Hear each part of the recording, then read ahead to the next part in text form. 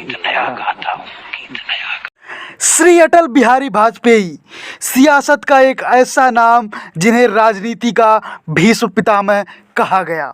राजनीति के धुरंधर जिन्होंने एक एक कदम बढ़ाकर भारत के प्रधानमंत्री तक का सफर तय किया। सियासत की भीड़ का एक ऐसा चेहरा जिसने अपनी एक अलग ही पहचान बनाई। भारतीय राजनीति का एक ऐसा युग पुरुष जिसने करीब 5 दशक तक राजनीति में अपनी अमिट छाप छोड़ी। संसदीय मर्यादा का पालन करने वाला एक ऐसा व्यक्ति जो विपक्ष में रहने के बावजूद भी सरकार का समर्थन करता था। एक ऐसा नेता जिसके लिए कहा जाता था a right man in the wrong party. एक ऐसा नेता जिसे भारतीय राजनीति का आजाद शत्रु कहा जाता था, क्योंकि हर पार्टी में, हर वर्ग में वह सर्वमान्य नेता था। अटल बिहारी वाजपेयी 9 बार लोकसभा और 2 बार राज्यसभा यानी मिलाकर 11 बार सांसद के रूप में रहे। वो ऐसे पहले गैर कांग्रेसी मंत्री थे जो 2 बार प्रधानमंत्री बने, और वो ऐसे पहले गैर कांग्रेसी प्रधानमंत्री भी थे जिन्होंने अपना पूरा कार्यकाल पूरा किया। सरकार में रहे हों या विपक्ष में, उन्होंने हमेशा अपने फैसले से भारत माता को, भारत के लोगों को गौरवान्वित कराया। एक ओर भारत को परमाणु संपन्न देश बनाया तो वहीं दूसरी ओर कारगिल में पाकिस्तान को धूल चटाई। भारतीय राजनीति का सर्वश्रेष्ठ वक्ता जिसको शब्दों के साथ साथ भाषा पर भी एक अच्छी पकड़ थी। कठिनाइयाँ कितनी भी क्यों ना रही हों, उन्होंने हर कठिनाइयों को डटकर मुकाबला किया। तो चलिए हम जानते हैं अटल जी की पूरी कहानी। 25 दिसंबर 1924 को मध्य प्रदेश के ग्वालियर में जन्मे अटल बिहारी वाजपेयी के पिता कृष्ण बिहारी वाजपेयी पेशे से एक अध्यापक थे। भाई बहनों में सबसे छोटे अटल बिहारी वाजपेयी की शिक्षा सरस्वती शिशु मंदिर ग्वालियर में ही हुई। जब वाजपेयी जी 10 साल के हुए तो उनका दाखिला उज्जैन के एंग्लो वर्नाकुलर मिडिल स्कूल में करा दिया गया, क्योंकि उनके पिता का ट्रांसफ़र हो चुका था। उनके बीए की शिक्षा ग्वालियर के विक्टोरिया कॉलेज में हुई, जो वर्तमान में लक्ष्मीबाई कॉलेज के नाम में बदल चुका है। 1905 में उन्होंने राजनीति से एमए करने के लिए डीएवी कॉलेज कानपुर में दाखिला लिया। 1947 में एमए की डिग्री प्राप्त करने के बाद वाजपेयी ने एलएलबी के लिए उसी वर्ष उसी स्कूल में दाखिला लिया। एक रोचक बात यह भी है कि एलएलबी वो अपने पिता के साथ कर रहे थे, यानी कि उनके पिता भी उसी कॉलेज में उसी वर्ष एलएलबी में दाखिला ले रहे थे। लेकिन इस कोर्स को बीच में ही विराम देकर अटल पत्रकारिता के क्षेत्र में आ गए। अटल जी सिर्फ एक कुशल राजनेता ही नहीं, बल्कि एक साहित्यकार, संपादक, कवि और प्रखर वक्ता भी थे। इसकी वजह थी अटल बिहारी वाजपेयी के पिता, जो टीचर होने के साथ साथ हिंदी और ब्रज भाषा में अच्छी पकड़ रखते थे और एक प्रसिद्ध कवि भी थे। इसीलिए उनको भाषा और कवि होना विरासत में मिला। अटल जी के कवि होने की पहचान पहले से ही दिखाई देने लगी थी जब वो विक्टोरिया कॉलेज में वाद विवाद प्रतियोगिता में अक्सर भाग लिया करते थे। कॉलेज के दिनों में उनके भाषण ने उन्हें हीरो बना दिया और बाद में उन्होंने पूरे देश में अपना परचम लहराया। उनकी राजनीतिक कौशलता कॉलेज के दिनों में ही उभरने लगी थी। विक्टोरिया कॉलेज में पढ़ाई के दौरान अटल संघ के मंत्री और उपाध्यक्ष भी बने। अटल जी को छात्र जीवन से ही राजनीतिक गतिविधियों में काफ़ी रुचि थी। अटल जी का परिवार शुरू से ही राष्ट्रीय स्वयंसेवक संगठन के प्रति निष्ठावान रहा। इसलिए छात्र जीवन में ही अटल जी 1939 में राष्ट्रीय स्वयंसेवक संघ से जुड़ गए। और तभी से राष्ट्रीय स्तर के वाद विवाद प्रतियोगिता में हिस्सा लेते रहे। 1947 में अटल जी संघ के पूर्णकालिक सदस्य बन गए। इसी साल भारत आज़ाद हुआ था और देश बंटवारे की त्रासदी से गुजर रहा था। विभाजन से उत्पन्न दंगों के कारण इन्होंने डीएवी से कर रही कानून की पढ़ाई को छोड़ दी और उन्होंने अपना करियर पत्रकार के रूप में शुरू किया। इस दौरान उन्होंने पंडित दीनदयाल उपाध्याय के पत्र पंचजन्य और राष्ट्र धर्म जैसे अखबारों में काम किया, लेकिन बहुत जल्द ही उनके जीवन में एक अहम पड़ाव आया। असल में इसी वर्ष 21 अक्टूबर को राष्ट्रीय स्वयंसेवक संघ ने उन्हें पार्टी का राष्ट्रीय सचिव नियुक्त किया गया। दक्षिणपंथी राजनीतिक दल भारतीय जनसंघ की नींव रखी थी। इसके संस्थापक सदस्य थे पंडित दीनदयाल उपाध्याय और प्रोफेसर बलराज मधोक। इसके बाद संघ के सहयोग से दिल्ली में भारतीय जनसंघ की शुरुआत हुई। यहीं से अटल बिहारी वाजपेयी की राजनीतिक यात्रा शुरू होती है। हालांकि छात्र जीवन में ही अटल बिहारी वाजपेयी के पास राजनीतिक गुण मौजूद थे, लेकिन राजनीति का असली पाठ उन्हें श्यामा प्रसाद मुखर्जी और दीनदयाल उपाध्याय ने पढ़ाया। जनसंघ की स्थापना के अगले ही साल यानी 1952 में चुनाव हुआ। हालांकि इसमें उन्हें लड़ने का मौका नहीं मिला। जब दूसरा चुनाव हुआ तब उन्होंने जनसंघ के टिकट पर चुनाव लड़ा। उत्तर प्रदेश के बलरामपुर सीट से वो लोकसभा पहुंचे। हालांकि उस समय वो केवल बलरामपुर से ही चुनाव नहीं लड़े थे, उसके अलावा मथुरा और लखनऊ से भी पार्टी ने उन्हें मैदान में उतारा था। शायद अटल जी पहले ऐसे व्यक्ति थे जिन्हें किसी पार्टी ने पहले ही चुनाव में 3 जगह से उम्मीदवार बनाया था। हालांकि लखनऊ में वे चुनाव हार गए और मथुरा में तो उनकी जमानत ही जब्त हो गई थी। इसके बावजूद अटल जी बलरामपुर सीट से लोकसभा में पहुंचने में सफल रहे। 1962 में फिर से उन्हें लखनऊ से चुनाव लड़ने का मौका मिला, लेकिन इस बार उन्हें हार का सामना करना पड़ा। हालांकि उन्हें संसद से बाहर नहीं बैठना पड़ा।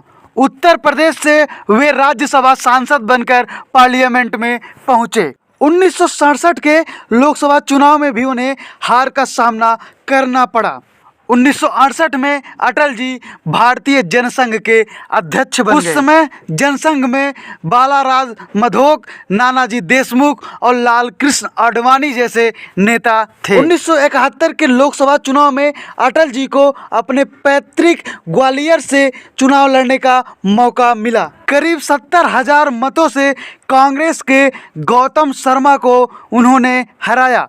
फिर 1975 का समय आया जब देश में आपातकाल लागू हो चुका था। 25 जून की रात को आपातकाल का ऐलान हुआ और उसी रात कई विपक्षी नेताओं को जेल में डाल दिया गया। उसमें अटल बिहारी वाजपेयी भी थे। उन्होंने 18 महीनों तक जेल में बिताया और अपने कविता के माध्यम से इंदिरा गांधी की सरकार की खूब निंदा की। जब आपातकाल हटा तब जनता पार्टी का गठन हुआ।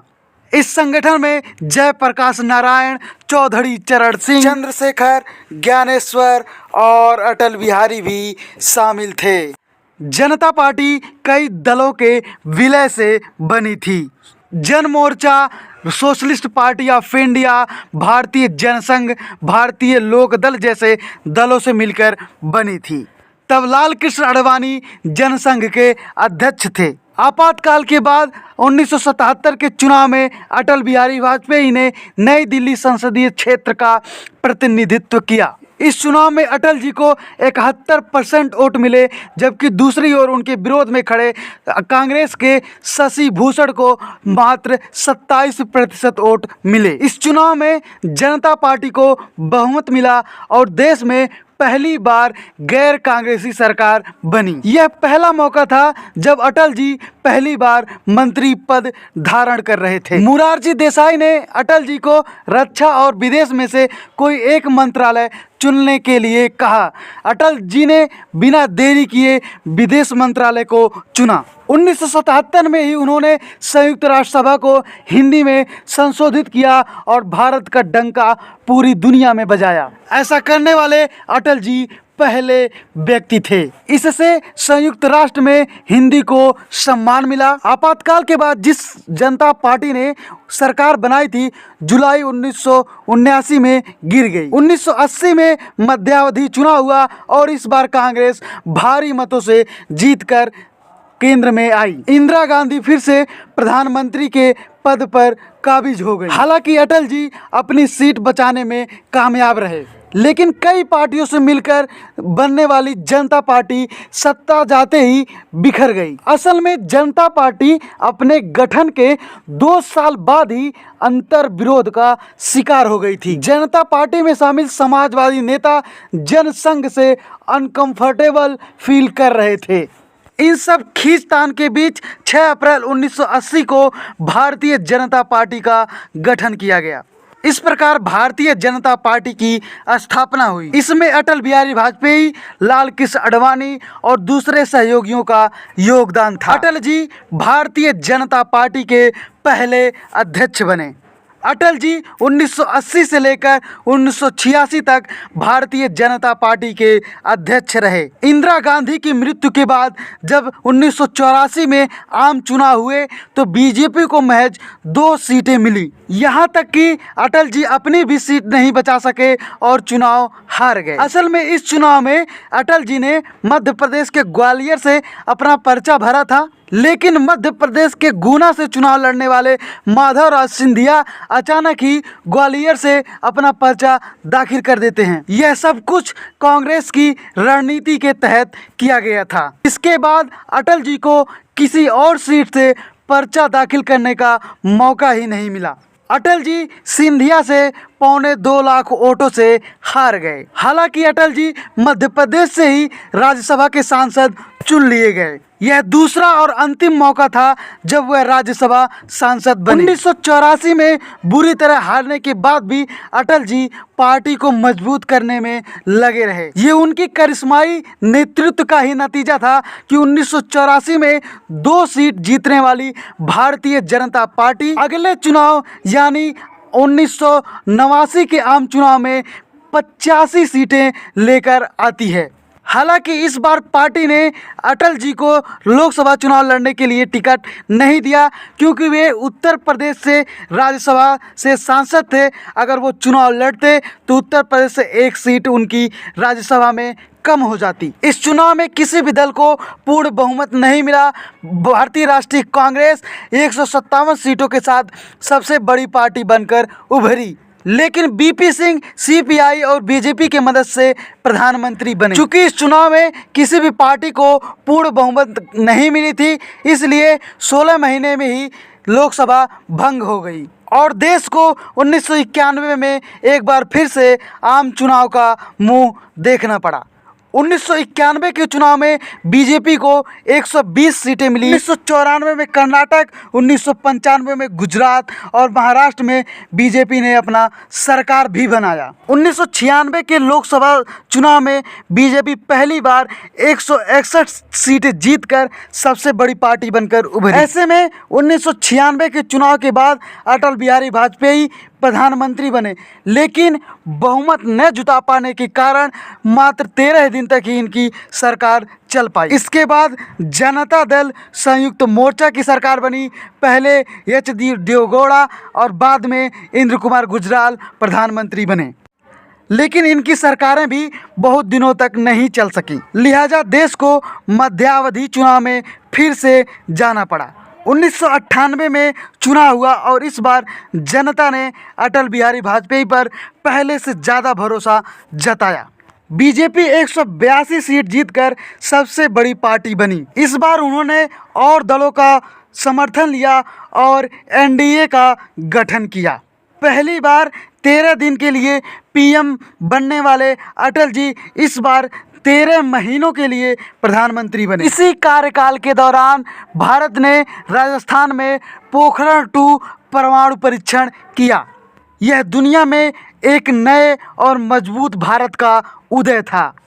इस परीक्षण के सफल होते ही भारत की उन देशों में गिनती होने लगी जिनके पास परमाणु हथियार थे। अटल जी इसी कार्यकाल में एक और अभूतपूर्व कार्य किए जिसके लिए वो सदैव जाने जाते रहेंगे। दरअसल अटल जी राजनीतिक प्रतिभा के धनी व्यक्ति थे। वो समझते थे कि भारत जैसे विशाल देश को कैसे चलाना है। अटल जी हमेशा कहा करते थे कि भारत पड़ोसी नहीं बदल सकता, अर्थात दुश्मन तो बदले जा सकते हैं लेकिन पड़ोसियों को बदला नहीं जा सकता।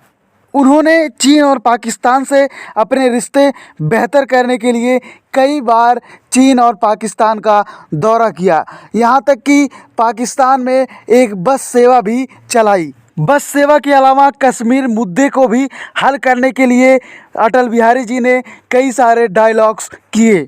दोस्तों फिर आता है अप्रैल 1999 का महीना, जब विश्वास मत प्राप्त न कर पाने के कारण मात्र एक वोट से अटल बिहारी सरकार गिर जाती है और अटल बिहारी वाजपेयी को अपने पद से इस्तीफा देना पड़ता है।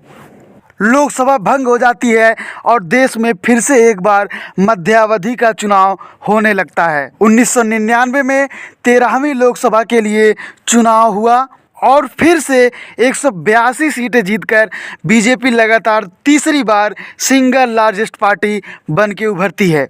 बीजेपी की अगुवाई वाली एनडीए को 306 सीटें मिलती हैं।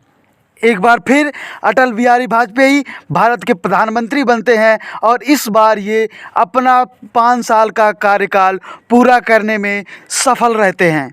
ये पहली बार था जब केंद्र में किसी गैर कांग्रेसी सरकार ने अपने 5 साल पूरे किए थे। दोस्तों अगर आपको याद हो तो 1999 में एक महत्वपूर्ण घटना और घटी थी जो अटल को एक सफल वजीर आजम बना दिया। असल में इधर अटल जी पाकिस्तान के साथ दोस्ती का इबारत लिख रहे थे तो दूसरी तरफ पाकिस्तान कारगिल में हमारे सैनिकों पर हमले कर रहा था। पाकिस्तान के सैनिकों ने भारत के कारगिल क्षेत्र के कई चोटियों पर कब्जा कर चुकी थी, लेकिन भारत के जाबाज सेना ने मिलकर उन्हें कारगिल के युद्ध में बुरी तरह से परास्त किया। उसके बाद 2014 में फिर से बीजेपी यानी कि एनडीए की गवर्नमेंट बनती है और प्रधानमंत्री बनते हैं नरेंद्र मोदी। उसके बाद इन्हें 2014 में अटल बिहारी वाजपेयी को भारत के सर्वोच्च पुरस्कार भारत रत्न से सम्मानित किया जाता है और इनके जन्मदिन को गुड गवर्नेंस डे के रूप में मनाया जाता है। Thank you so much watching this video. और अगर आपको यह वीडियो पसंद आई हो तो और लोगों के साथ शेयर कीजिए ताकि सबको हमारे अटल जी के बारे में पता लग सके। बहुत बहुत धन्यवाद।